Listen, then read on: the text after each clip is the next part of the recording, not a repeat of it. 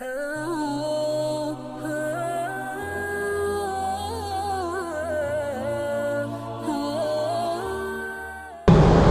سے گناہ معاف، غسل سے گناہ معاف، نماز پڑھنے سے گناہ معاف، جمعہ کی نماز پڑھنے سے گناہ معاف، عید کی نماز پڑھنے سے گناہ معاف۔ ہر عبادت پر اللہ گناہ معاف کرتے ہیں۔ اس کا مطلب یہ کہ واقعی اللہ کی رحمت تلی ہوئی ہے کہ میں نے اپنے بندوں کو گناہوں سے پاک کر کے رہنا ہے۔ پھر ایک بندہ اگر مسجد کی طرف نہیں آتا، نماز روزے کا مزاج ہی نہیں ہے، اس کے لیے بھی اللہ نے آسانیاں کر دی۔ فرمایا کہ اگر کوئی دوسرے مسلمان بھائی کو مسکرا کر ملے، اس پر بھی اس کے گناہ معاف ہو جاتے ہیں کہ یہ خندہ پیشانی سے ملا ہے اس کے ساتھ۔ اب ایک دوست دوسرے دوست کو مسکرا کے تو ملتا ہی ہے نا، اس پہ بھی گناہ معاف۔ کسی نے راستے میں تکلیف دہ چیز پڑی تھی، اس کو اٹھا کے ایک طرف کر دیا، اس پر بھی اس کے گناہ معاف۔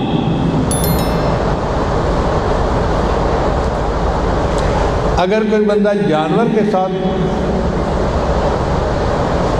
حسن سلوک کرتا ہے تو اس پر بھی گناہ معاف۔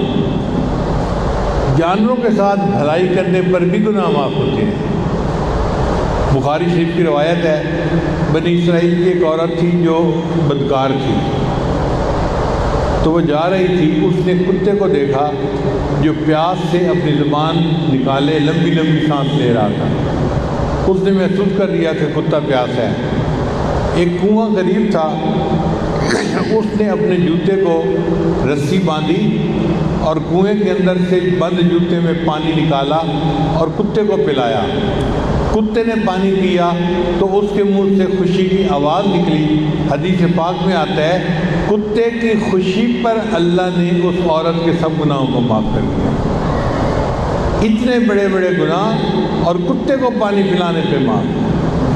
اب آپ بتائیں کہ اگر ایک بدکار عورت کے گناہ کتے کو پانی پلانے پہ دھل جاتے ہیں تو گھر کی عورتیں تو روز گھر کے مردوں عورتوں کو کھانے میں پانی دیتی ہیں، پلاتی ہیں، ان کے گناہ کیوں نہیں معاف ہوتے ہوں گے؟ تو اس پر بھی گناہ معاف۔ پھر اگر کوئی بندہ بیمار ہو جاتا ہے تو بیماری سے گناہ معاف۔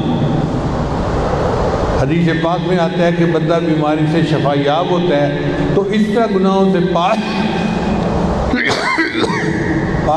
ہو جاتا ہے جیسے اس دن پاک تھا جب اس کی ماں نے اس کو جنم دیا تھا۔ یعنی جیسے پیدائش کے دن یہ گناہوں سے پاک تھا، یہ بیماری سے شفا یاب ہوتا ہے تو اس طرح پاک ہو کے اٹھتا ہے۔ پھر کوئی پریشانی دنیا میں آئے اس سے گناہ معاف، حتیٰ کہ ایک بندے کو چوٹ لگے اس سے گناہ معاف۔ ایک بندہ بیٹھا تھا، چراغ بجھ گیا یا واپڈا کی لائٹ چلی گئی اور اس نے کہا انا للہ و انا الیہ راجعون، اس پر گناہ معاف۔ ایک بندے کی 2 جیبیں تھیں، اس نے گاڑی کی چابی ایک جیب میں ڈالی، پھر بھول گیا، جب نکالنے کا وقت آیا تو اس نے دوسری جیب میں ہاتھ ڈالا تو دوسری جیب خالی تھی۔ اب دوسری جیب خالی تھی تو اس کو ایک مینٹل شاک ہوا، وہ کہنے لگا او میری چابی۔ جب اس نے کہا نا او میری چابی، اب دوسری جیب سے اس کو چابی مل گئی، مگر یہ تھوڑی دیر کے لیے جو اس کو مینٹل سٹریس ہوا، اللہ اس پر بھی گناہ معاف فرما دیتے ہیں۔